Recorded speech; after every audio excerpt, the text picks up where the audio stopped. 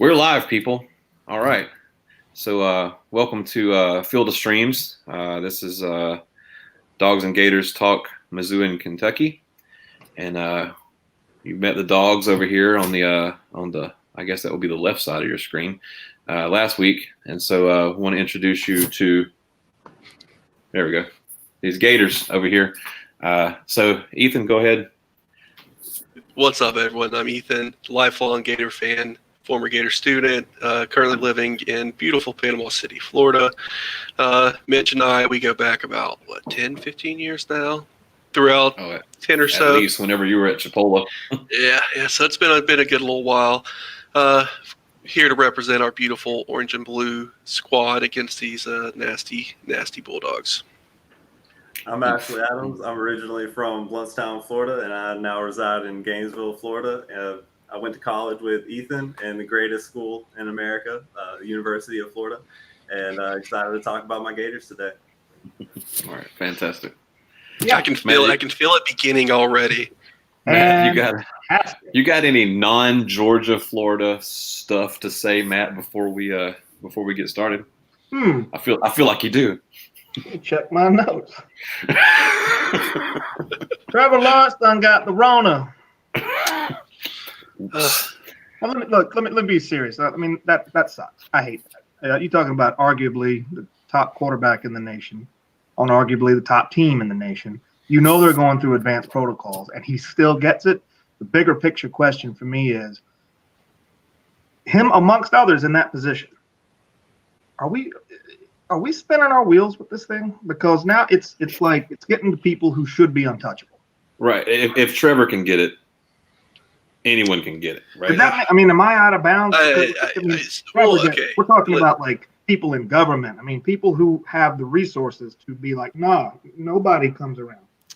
They still get. I felt like we're at the point now with this whole situation to where it's going to be really difficult to prevent everybody from getting it because the time to make that happen, it's kind of passed. We've kind of just been, laissez-faire about wearing masks and the protocols and all the stuff that people put in place that we were supposed to follow. We kind of just thrown it by the wayside for 6 months, and now we arrive to where 22-year-olds are going to get infected. Who knows what it might happen? The survival rate's high, and we, obviously hope nothing happens to anybody that gets it. But at the point now, I wear my mask. When I go outside, I come back, wash my hands. I try to stay in my house as much as possible. That's kind of all you can do at this point until the vaccine comes in, 9 months, whenever it does come. And the good thing is the guys that shouldn't be getting it are the most likely to recover and make, full healthy recoveries from it. But, you look at the guy from the Jaguars, the running back, what was his name? Armstead. Yeah, Armstead. He got it, tested positive in the preseason, and hasn't been activated since, and was just put on seasoning IR because he got it again, and he's having really nasty heart-related complications from it. Yeah. He's actually one of a few thousand in professional sports that's had an adverse, serious reaction to it. But like you said, these guys are supposed to be untouchable, and even he couldn't dodge it. Yeah. I mean, I'm just saying if Trevor was on my team, I would store him in a plastic case, And I have to imagine that he was. So what the hell? I mean, we saw the picture of him proposing to his wife in the stadium and stuff. I mean, it's, it's not like he was just sitting around in a bubble. He still was a 20-year-old. College kids, too. I'm sure they go out and celebrate. I'm sure they celebrated that dinner. No. Rely. What? Yeah, dude, for sure. Come on. I'm sure they don't completely rely on the nutrition from the school, and they decide to go to a grocery store themselves or even stop by a convenience station. Or just have some girl they met on Tinder come to their dorm. Or go meet them somewhere. I mean, all it takes is one person on a football team that's supposed to be out. You're talking about 120-year-old guys who are all supposed to do the right thing.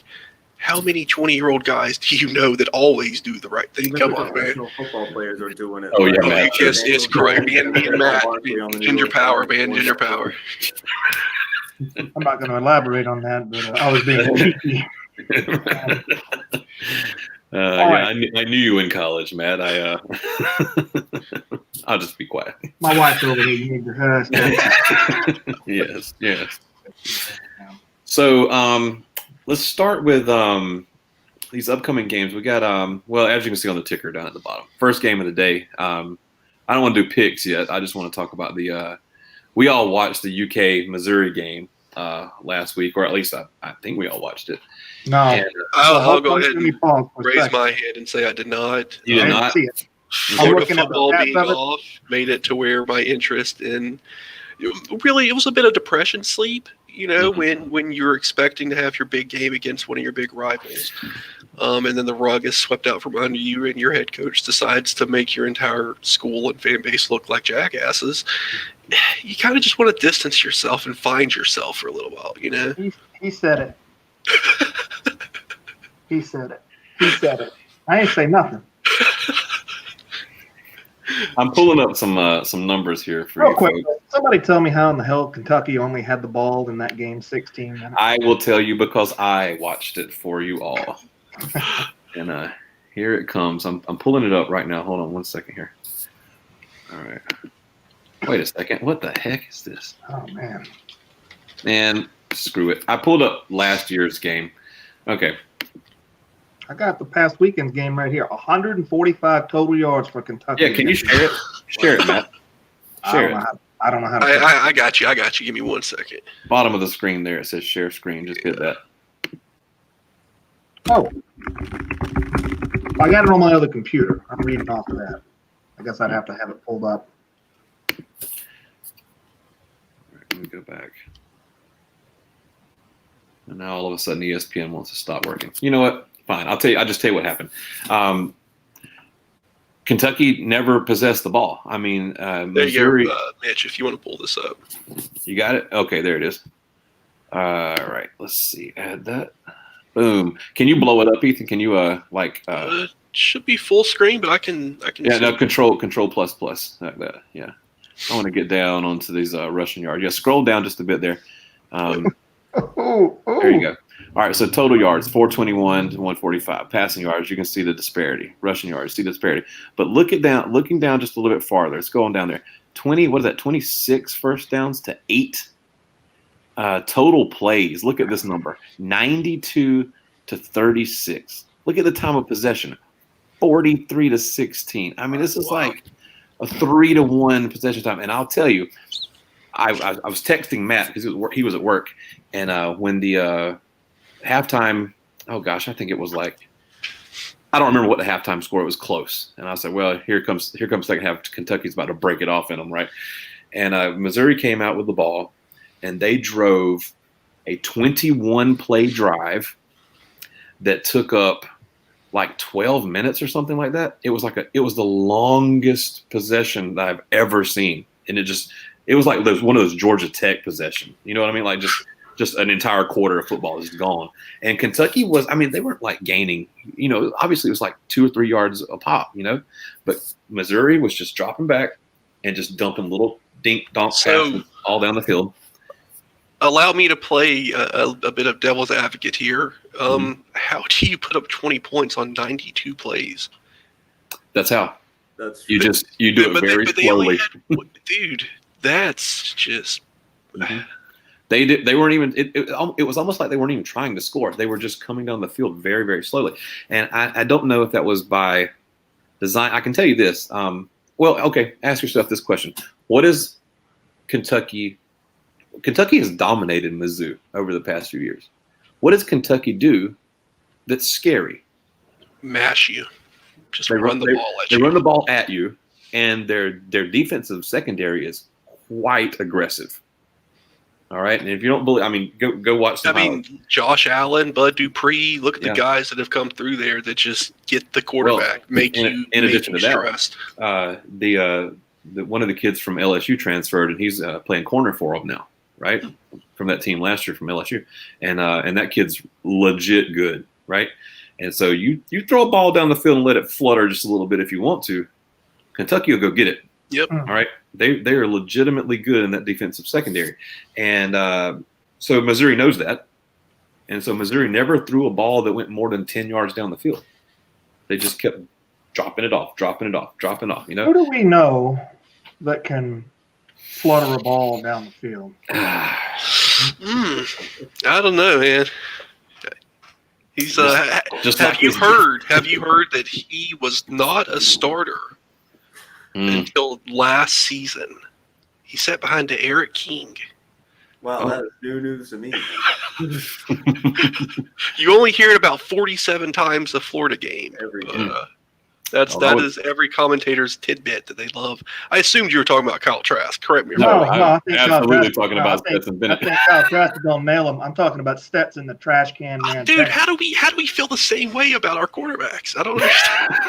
I will. feel like while Kyle does have 3 or 4 really, really errant throws every game, the majority of them are well-placed balls. But there are those 4 that are just I feel like wild. I feel like I don't mean to. We keep coming back to Florida because that's where my heart is, man. Sure. Kentucky, Missouri. We can talk about offensive ineptitude all we want, or we can talk about Kyle squared.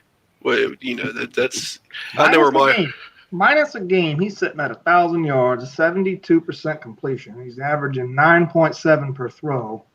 1 interception on the year that I'm looking at. That ain't nowhere near Stetson, the trash can man Bennett. But see, brother, that should be at least about 3 or 4 picks. That's why when there was one that was almost returned for a touchdown against Texas A&M that he threw into triple coverage, just a straight up arm punt. And it got called back because of hands to the face or some defensive penalty.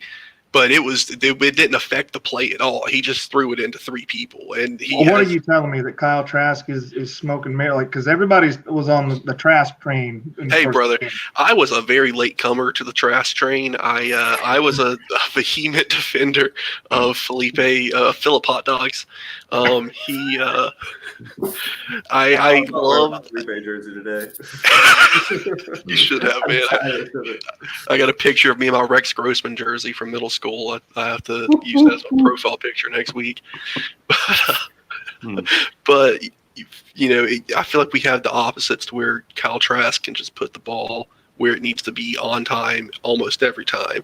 But if he ever has to make an arm talent play, like the heave to cleave, like we have Felipe slinging these, 25-yard corner routes. When Kyle Trask is asked to do that, it gets a little wobbly sometimes, man, and that's when we get in trouble. That's why I thought that Stetson Bennett. Must be nice to have a quarterback who can badly throw a ball 25 yards. Would you yards. Like to trade? Would you like to trade? You guys just go. What happened to Jake Fromm? What happened to Jake Fromm? Why? Listen. You guys turned on him so fast. Fromm was always trash. He was always trash. This is what I can't understand. Matt, how did you guys not riot when Justin Fields transferred? We are rioting. We are rioting right now. I got my pitchfork right over here. Burn it all down. The house across the street is on fire. No, but listen to this.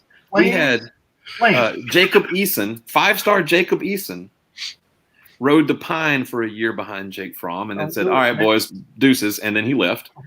And then we got highest recruit Georgia's ever signed, Justin Fields, to come in and ride the pine behind Jake Fromm until he said, "Deuces, see you later."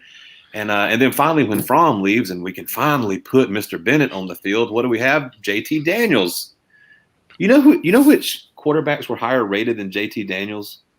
Justin Fields and Trevor Lawrence. Fields and Trevor Lawrence. That's it. He was number 3 out of modern day out in Cali. But come on, let's be real. If Keaton Slovis beats you out at USC, are you really going to say he's the savior? So the savior of Georgia, was it an injury thing? The savior of Georgia football was going to be a Wake Forest transfer or a backup quarterback from USC. That shouldn't happen, man. You're right. Let's go with the walk-on. Yeah, like how does that happen? I mean, and trust me, brother, as somebody who saw Skylar Morningwig throw meaningful passes for Florida football, I know what it's like to see a walk-on come onto the field and just think, what the hell is going on right now? But it seems like Kirby just decided we're going this route. Like, yeah, it does seem like that. Is Dwan Mathis that bad? Did he get hurt? I don't know. No, dude, he stunk it up really badly the first game. Now, so he's just bad. No. I'm not saying that. I'm saying he stunk it up the first 6 possessions of the Arkansas game. He stunk it up. He looked terrible. And we've never seen him since. You know what I mean? It's like he's probably buried behind a dumpster now. Nobody knows. We don't know where his body is. But I don't get it. I don't get it. We know what Stetson Bennett is, and don't get me wrong. We've already done this. We've already danced this dance. Stetson is doing as much as he can with what he has. He just ain't got a lot, you know. And my brother, what? How do you guys have a top 5 most talented team in the country? Number one. Number one.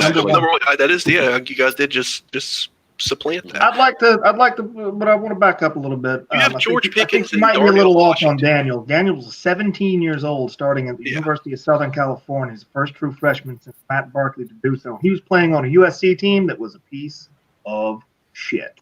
Mm-hmm. But you can't throw that all on him. And if I was 17, I don't think I'd look that sharp. And look, the kid can ball. The kid can sling it. That's really what we need. So what? I'm willing to roll those dice and get some of that raw talent, rather than turn around to a guy who's 5'9", 135 pounds and can't throw over his own offensive line.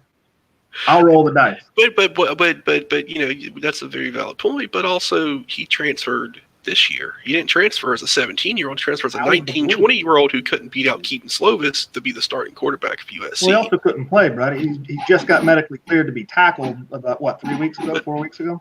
So he didn't really have an opportunity. I think we're all confused on why he came, because it's just weird. Even the people who make their living talking this stuff had no idea that JT Daniels was even on Georgia's radar. They were talking about him going like.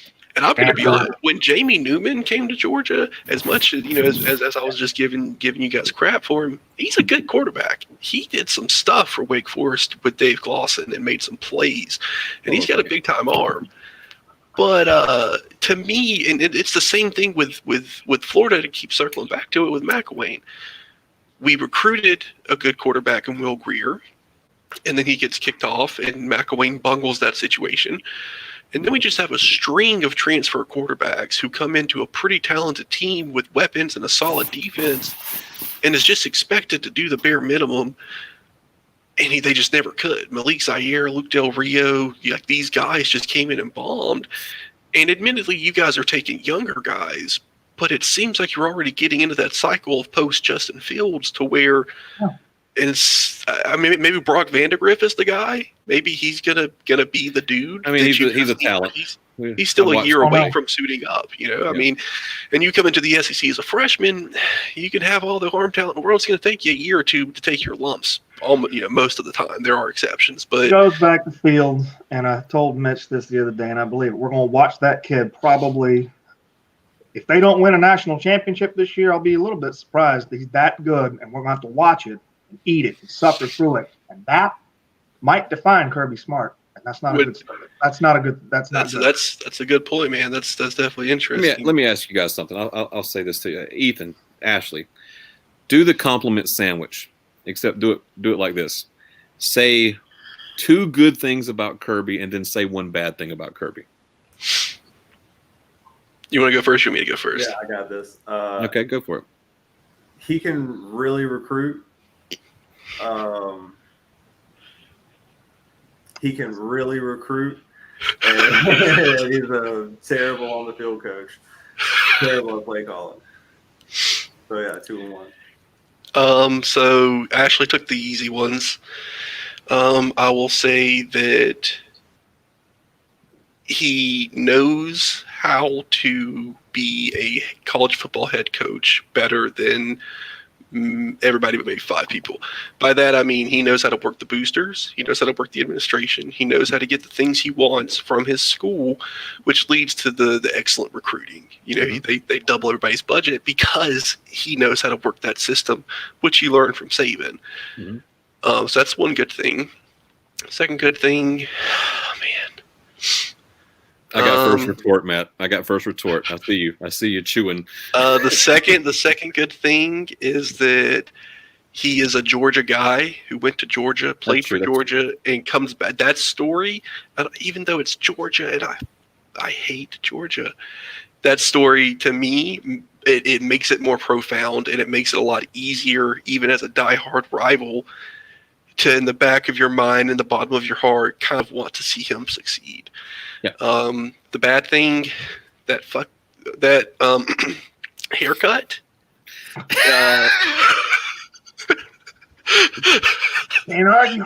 That as a man who obviously knows all about hair, his haircut makes me cringe, and Okay. that's his bad thing. Before you retort, Mitch, I can't. What they said, the bad, was pretty much true. Yeah, I mean, I'm not going to retort with any disagreement at all. I think that the one thing that you guys failed to mention is that he absolutely understands defensive football. Okay, he understands it. He understands recruiting. He understands you get the biggest dudes, and you put them on the field, and you're going to win a bunch of games doing that. Makes your coaching job a lot easier. And thankfully for him, because I don't think he has the ability to coach when you don't have the talent. And it goes to, and he just doesn't know offense. You know, we danced the dance with Chaney, we danced the dance with Coley, now we're dancing the dance with Monken, and I don't know, we haven't been able to see enough, you know, to know if Monken is the guy. But I know that he's not Joe Brady, you know. So let me ask you this: we've all seen the Mark Richt to Kirby Smart first 4-year comparison. They're almost spot on. Mm-hmm. Richt almost won a national championship in his first 4 years. I got no problem with comparing him to Richt in his first 4 years. It's comparing him to Richt for the end of his term there. You know, Richt came out like a house on fire. Are the next 4 years going to resemble Mark Richt's kind of solid 9-10 year good recruiting, always in the competition? Or are we going to start to see him regress to the mean and become Will Muschamp 2.0, a higher quality Will Muschamp for sure, but a guy who understands defense, a guy who can recruit his tail off, but a guy who can't seem to figure out how to make the offense click? And Saban, you don't think so? Here's why. Because there's apples and oranges. The teams that Rick was recruiting aren't anywhere near the quality of teams that Kirby's recruiting. The talent is on the field. This is what I asked Matt the other night. I said, listen, if Saban just said, I'm going to coach the Dawgs roster, what would happen? He would absolutely win a national championship with these guys. But are you saying sub or Kirby for Saban, or are you saying sub coaching staff? Because I don't think Saban wins a national championship with Todd Monken as his offensive coordinator.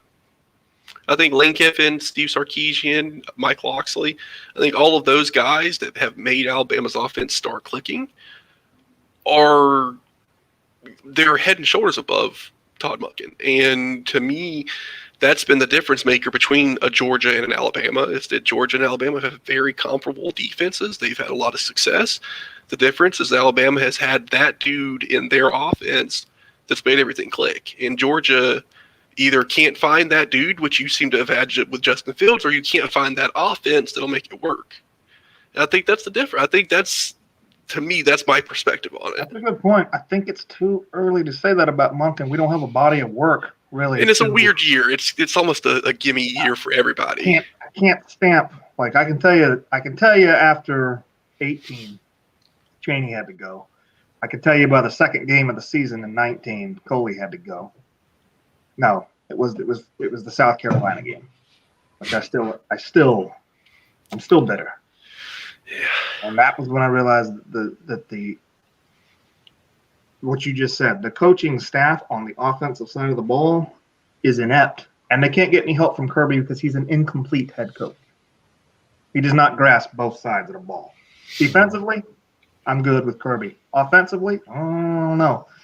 If you just want to win the East every year and you want to beat your close rival, SC's, your Auburn, your Florida, and that's good enough, Kirby's your guy. But if you want to start beating Alabama consistently, Clemson, Ohio State, I don't know. I don't know if Kirby's the guy. Don't say it's too soon. I feel like what have you done for me lately? That's the world we live in, and it's been 5 years now. And I mean, that's unfortunately, I don't want to waste a decade and a half like we did with Rick. I don't want to do it. I mean, Dog fans feel like that we belong in the national championship conversation, whether that's legit or not. We feel like we belong there, you know.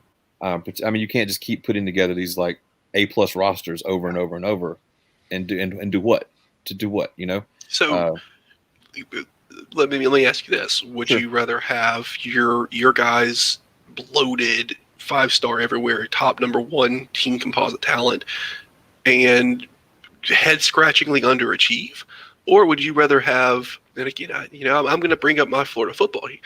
Would you rather have the Jim McElwain type of culture or program that for some reason can never seem to get the talent that should be readily available, and scratches out close wins, but always keeps their head above water until it capsizes. Like, I mean, that to me, I feel like at 4 years, you need to have a clear picture of what you're dealing with. And Kirby Smart's leading you down that path, but is it a path paved with gold that leads to nowhere? Or is it just he's going to keep, stacking up 5-star recruits, but do they fit the program? Do they fit the culture? Where's it heading from here? Let me say this, because it's kind of, you're hitting some of the right notes. I think that 5-star defensive recruits and 5-star offensive recruits are inherently different. And I'll say this, a 5-star defensive recruit, in my opinion, is solid in any system. I don't mean to say it so simply, but it's like there's kind of only one way to play defense, Mm-hmm. But like offensively, Mac Jones was a 3-star, his scouting report looked something like, strong arm, can't move. And Bama said, great, sounds perfect. Let's take him, and look at him now. I mean, he's lighting it up. You know what I mean? So say what you will about Mac Jones. He is a legitimately good quarterback. He's performing. He's doing what Alabama needs him to do. Now, Justin Fields, good, talented quarterback, obviously, right? But you put him in Georgia's system, and it doesn't work. He looked terrible. He looked terrible on the field with Georgia because we weren't built to accommodate his skill set, and it was a terrible field. It was a square peg round hole type situation. So but see, I'm sorry, I didn't mean to interrupt. No, I was just going to say that you got to get offensive players that suit your style. You know what I mean? It's just like the reason that Georgia Tech was able to win for some years because they had like 2-star, 3-star, triple option guys, and that's what they ran. Mm-hmm. Same thing with like Oklahoma, how they can go and just load up on receivers all the time, because they like to sling the ball around a lot, and so right now Georgia hasn't figured that out. It's like Kirby is a size queen, he goes after these big defensive players and offensive players, and it works out for the defensive players. It doesn't work out for the offense, or at least it hasn't worked out yet. I mean, of course we've had some good offensive linemen and some good running backs and that sort of thing. And seeing, like you were saying, I feel like offensive linemen and running backs, those two positions generally are akin to defense, to where, excluding triple option linemen that are 100 pounds lighter than your normal lineman, you're going to run the ball. If you don't have good vision, good feet, good balance, you're not going to be a good running back. It doesn't matter if you're in a spread option or a triple option.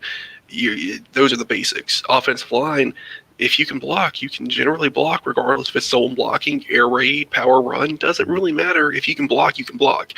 Some guys are better at other aspects of it, but it's like you were saying, it's almost a blanket to where you can load up on 5-star guards and tackles with a 5-star running back. But if you have 3-star receivers or 3-star quarterbacks that don't fit your system, and my thing is, what is Georgia's system? Like, it seemed like you guys were power run, just, hey, this is what we're going to do. We got these big linemen. We got this big running back. We're going to shove it down your throat. Mm-hmm. And I don't know if Tua made Kirby Smart do some self-reflection, and he looked in the mirror and said, you know what? We need to be different. But 2019 was just an abject disaster offensively, and then Jack Fromm just kind of left, and now you guys, what's next? You have your third offensive coordinator in 4 years. So same thing happened with Muschamp, to where he churned out offensive coordinators, and you guys are much better than those teams were. There's no doubt about it. You guys do deserve to be in the national title conversation, but when are you going to be the favorites to win the national championship? They're always, you guys don't have that talent barrier. What is the barrier? There is a disconnect somewhere between Kirby and the quarterbacks. I mean, it's something there, He's the only common denominator. Yeah. The only one. So who would, let's just live an alternate reality here. Let's just say you guys finished the year, 2 to 3 losses. Let's just say you lose a bowl game after losing to Florida, just hypothetically. Yeah. And then you go to the Citrus Bowl and lose to, Michigan or something. How do you feel about Kirby Smart then? Do you get another pass? Does he enter with on the hot seat? I mean, On what? the hot seat with me. With me, He's already on the hot seat with Matt. he's on the hot seat with me. I don't need to suffer year in and year out to make a call. So let's just who do you go after? Let's just live in this alternate reality for a little bit longer. Are we living in Bizarro land? Bizarro land, you have Georgia's deep pockets. You have a loaded team. This is John Gruden coming to the Bucks. This is Urban Meyer coming to Florida. Whoever you want. That's who it is. I'm gonna walk into his office with a briefcase full of money and a handcuffs on and say, Urban, you're coming to Athens. You would do that to me? Oh, I would do it to you. A taste of your own medicine. And I tell you what, Urban Meyer, if he had our kids, we'd win the national. Y'all would win probably 2 straight easy. Yeah, I'm not even joking. Like, we need a killer, and Kirby's a killer, but only on one side of the ball. Urban's got that, the big picture. He's a complete head coach, and in Bizarro world, I'd go after Urban Meyer. I don't know who else is out there, man. That's how. Yeah, I'm real happy that we went. I don't think so. Oh, what? After failing at Texas, you can't come to Georgia and fail too. I was going to say. Texas lost their 5-star quarterback recruit today, and then an hour or two later, their other 4-star receiver went peace. Yeah, Texas is back. No, everybody. Texas is having that USC treatment to where nobody knows what's going to happen with your head coach. All the commits say, not for me. So, just notice here, guys. It's we've been on for 31 minutes now. I think we should try to get some picks in here and then call this an evening. What do you say? We got a lot to talk about next week because I'm going to do the Mullen compliment sandwich. I like it. And I haven't even gotten to ask you guys if you've decided to start tackling people in Gainesville this season. I don't know how y'all think y'all going to win another game with that defense. And let me say something. Brass Pitts is good for 6. Did y'all not lean on that at A&M, or did Jimbo throw that COVID bomb out there?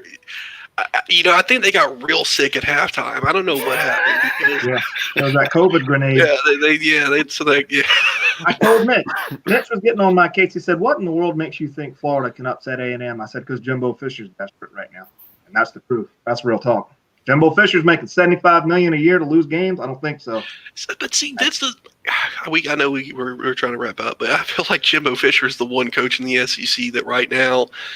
The past 2 seasons having to play Clemson, Alabama, LSU, Georgia. They caught the buzzsaw 2 years in a row, and they came out of those seasons. They lost a couple, a head scratcher each season, but Jimbo Fisher, he was desperate, man, and he drew up some plays and he took advantage of poor Marco Wilson. Yes, he did.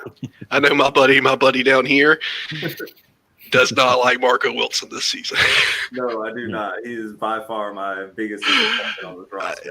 I don't know if you guys have that 4-star, 5-star guy that looked real good as a sophomore and a junior. Yeah. His name is Brenton Cox. Oh, dude, come on! He never even played. Save it. He let Jalen Hurts in the end zone. So did. Cost us a natty right there. Well, he looks good on you. Hey, I'll take him. I'll take the rejects. That's fine with me. Hey, of course you take him. He's the best player on your defense. It's sad how right you are. What's crazy is I've seen projections to where they have Tadarius Slayton going in the first round. Not sure if you guys even know who Tadarius Slayton is. He's number 56. Large man, has made 0 impact in 4 seasons. Like when this dude came in, he came in under McElwain.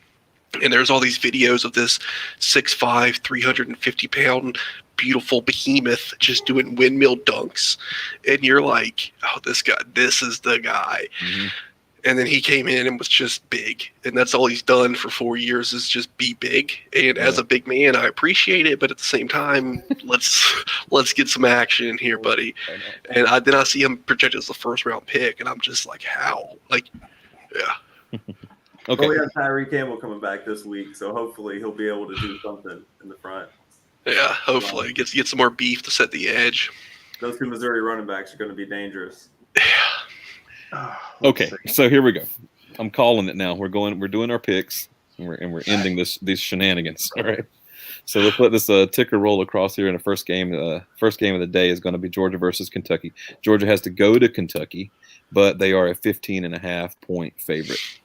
I need to know if you want to take Georgia or Kentucky in the points. I will take Kentucky in the points. All right. I'm going to have to take Georgia in the points. If Missouri can hold Kentucky, I think Georgia can too. Matt, what you got? I'm gonna take Georgia on this one. I'm looking at what 15 and a Kentucky did. half. Yeah.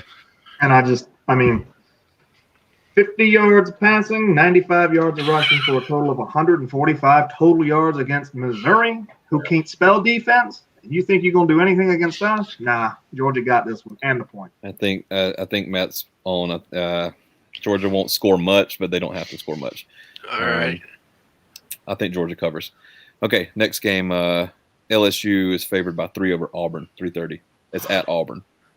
It's at Auburn? Yep. Oh, man. You know, if college football were Dungeons and Dragons, Auburn would have infinite luck. That is the luckiest damn team I have ever seen in my life. Of every season. Every season. 2 games, they lost it. And the rest went, wait a minute, nah. Hey, poor Arkansas, Win. man. Poor Arkansas. I mean, really, Arkansas doesn't deserve it, y'all. Arkansas deserved that win, man. They didn't deserve that loss. I'm Is what I happy mean. for Felipe. Yeah, I thought Felipe looked good, dude. He moving around, and Arkansas looked like a much better team. Yeah. They did. Yeah. And they Sam continued to Pittman look. or Eli Drinkwitz right now? Who's the better hire? Oh, Who? Say it again? Eli Drinkwitz from Missouri or Sam Pittman at Arkansas? Who's the better SEC I hire? think Pittman close, but Pittman's also an Arkansas guy, so I think it makes sense for him to be there. And He'll- O-line coaches, man. O-line coaches make the best head coaches. Yeah, he'll be a good long-term hire for Arkansas. He'll get them out of Don't the. say that to the Tennessee Vol fans because they're going to tell you all about Philip Fulmer and how they're back and this, that, and the other. Y'all might want to try to beat Kentucky first when y'all talk about it. Yeah. That brings up my other question that I really wanted to ask. I think it's pretty. We can sit here and argue about Georgia, Florida, Which we haven't talked about too much, actually. We haven't gotten into that too much. It's a lot. It's the heartbeats. The Gators suck. The whole thing. But Hell with Georgia. we can talk about that ad infinitum. My question is this, and I want to ask all of you this: Georgia, Florida, or Florida, Georgia, whichever order you want to put them in. Who's number 3 in the East? For me, I'd say based off of talent, Tennessee. Based off of how I think the actual end of season is going to finish, I would probably say Missouri. I think Missouri's going to finish 3rd in the East. I think that's a good choice. I also, my immediate first thought is Tennessee just because of the talent that Pruitt's been able to bring in recently. But based on the last couple of weeks, they can't seem to get it together. So without a decent quarterback, I doubt they finish as 3rd. Guarantano is not the dude. No, he is not. They need to move on from him. Didn't they put in a new quarterback in the their last game? No, JG's the guy. JG's the guy. Pruitt's going to ride JG until the wheels fall off. Man. He's Pruitt's the Jake taking a Paul note of out of Tennessee. Kirby's book. He's going to be loyal. Mm-hmm. Missouri's a good pick on that because I can't. The other options are Kentucky, who Missouri beat, Carolina, who come on, man. I say Missouri has the best claim. I think that they got a young coach. I think he's got them motivated, playing hard. I mean, I'm scared of Missouri next week. 13 points. They've been playing y'all tough the last few Missouri years. has played y'all tough. Yep. I don't know what it is. Quick homecoming game too. Yep, quick aside, homecoming 2014. Yeah. My wife and I had just started living together at the time. Her first solid memory of Florida football is Missouri putting up 40-plus points on us while having 120 yards of offense and the entire swamp screaming, "Fire Muschamp." So every time we play Missouri, she goes, Isn't that the team that they were playing when they were yelling, "Fire Muschamp"? And I'm like, yeah, that's the game that got Will Muschamp fired. Muschamp did all that on purpose. I just want y'all to know that. You ain't gonna convince me that Will Muschamp, a dog, get hard. We'll get into it next week, but I'll go into my whole Jeremy Foley color on and him. Yeah, I'm Mullen glad to be hatred. Peter. Hey, LSU -3. I'll Auburn. take LSU outright. I'm gonna go Auburn. Then Auburn. Oh, It's at Auburn. I'm gonna take Auburn. I can't. I just think Man, me and Mitch alone on this one. What LSU did to South Carolina? Man, you know what's going to, Mitch, there's going to be some crazy 2-point conversion interception return that's going to swing it all the way back, and they're going to win by a point or something, and somehow LSU's going to cover, but me and you're going to lose or something. And it's going to be crazy. No, that's Auburn, typical Auburn football. Typical Auburn. All right, so up next is Ole Miss at Vandy. Ole Miss is favored by 16.5. Ole Miss. Yeah. Ole Miss. Easily.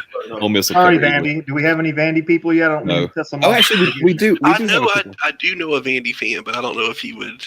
We actually have a couple. And spotting a Vandy fan in the wild is just like, whoa. With all due respect. Do you know Todd Lusk? Is Todd Lusk your guy, Ethan? No. Yeah, okay. I know this guy. I don't even know how close he even follows football. I just know he's a Vandy fan, which adds up. All right, then we got Mississippi State at Bama. Bama is favored by 31 points. I'm gonna take Bama. Mississippi State's falling apart. Kylan Hill, one of their top receivers. They're transferring out, sitting out. Mississippi State, the wheels are falling off. KJ Costello's out. Give me Bama with the 31 points. I will still take Bama. You're going to give all 31 of those points. Yeah. 31 points is just too big for me. I'm gonna have to go against Bama here. All right, Matt. I think we are going to see an historic outing from Mississippi State this weekend. Yeah, you might. Of the 8 interception variety. I think that's. I'll take Bama. There is no number that you could put that minus in front of that I wouldn't take Bama. You know what I'm saying? Wow. I am rolling the damn tide. How you like that, Leach? Is that Sasquatch? Mike Leach calls into the Panama City ESPN station all the time, by the way. He does. Yeah, he's a regular. Arkansas is going to A&M. 12.5 point favorite A&M is. I'm gonna go Arkansas with the. I picked Texas A&M to win, but I think Arkansas is going to cover. Arkansas covers. Okay. Yeah, I'll pick Arkansas to cover as well. I'll pick Arkansas to cover. Hey, like a chump. I will also take the Hoggies. I think they're going to cover it. I might be willing to even just go Arkansas on the money line, baby. Just like woo pig. Do it. Screw it. I'll do it because there's nothing on the line, you know? Yep. Well, the better they look, the less bad we look from that first game. And finally, rounding out the day is Mizzou visits Florida. Florida is favored by 13. Florida covers. We got 2 touchdowns for sure. Yeah, I gotta say we cover. As scared as I am of our corners playing 10 yards off the ball and Missouri dinking and dunking their whole way down the field, I think we can hold them for 2 scores. I say we cover. Is Missouri bringing everybody? Anybody out? Anybody injured? As far as I know, they're healthy. When's the last time the Florida Gators took a snap of football? It's been a while. That would be. I mean, they started practice this past Monday, but before that, they didn't practice, right? Would be the 10th. Yeah, no practice. They haven't been allowed to practice since the 10th of October. Here, I got a calendar. Either the 10th or the 17th. Yeah, I believe it was the 10th. Yeah, Saturday, September 10th or October 10th. That's a long time not to play football. That's a lot of time to get healthy. As a sunshine pumper here who always believes in his Florida Gators, 3 weeks off for a well-coached team is a gift because what is it for the Gators? Oh, I mean, Brenton Cox got hey man, all I eat a little can say, too much, and he had quite an appetite. Based off of the previous conversations, I'm feeling pretty good about my coach. He has his warts for sure, but you got him from Mrs. Mullen. I don't know, man. 600 yards I gave up to who? Ole Miss. I don't know about all that now. Hey man, they put it on Bama too. I think they had more yards against Bama than y'all did. I'll take Florida. I'll take Florida to win. I'll take Missouri to cover them. I think I'm with Matt. I'm going to Florida wins, Missouri covers. Did you say something about Florida and Bama? They're not playing this year, and it's a good thing they wouldn't. No, I was saying that Ole Miss put up more yards on Bama than y'all did. Yeah, that's because Bama was looking ahead to somebody else. Creeping, yeah. Okay. Okay, boys. I wish Listen, we had an excuse for how bad our defense was. Besides, I wish we did too. There aren't any. I wish we had an excuse for how bad our defense was just outright. Stetson Bennett's going to win the Heisman after the Florida game Calling it. You calling it? in one game.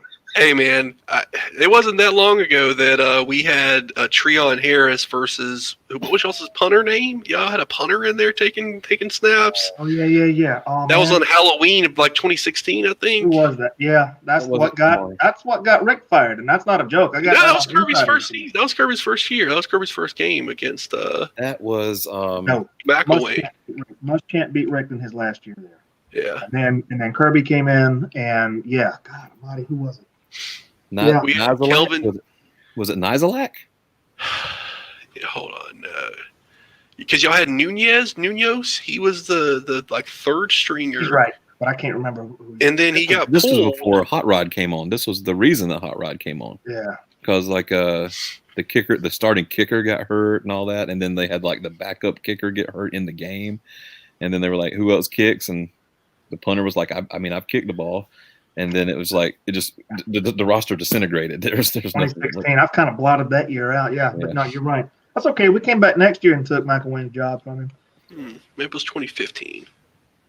2015 was Rick's was the game that got Rick fired. They all Because blended. Muschamp, you guys hobbled in there like everybody's talking about how down you were and how bad you were, and Georgia was kind of on an upswing. Y'all came in there and beat the living piss. Just ran it the entire game. Yeah. The next year was the year I think y'all had held Sony Michel to 1 yard rushing. Bryce Ramsey was the young man's name. Yep, Bryce Ramsey. He backed up Fatone Bata. Who started in 15? 15 for 33, 154 yards with 4 picks. Woo. He was outdueled by the ever-present Treon Harris. Wow, dark days, boys. Well, we got plenty to unwrap next week. I Yep. feel like it's going to be fireworks. Yeah, All I'm right. looking forward to it. Gentlemen, I've enjoyed it. Nice to meet y'all. I'll Yeah. see you next week. All right, see you, man. It was a pleasure, everyone. And good luck Saturday. Everybody be safe, and we'll do it again soon. Peace. Sounds good, man. Take care.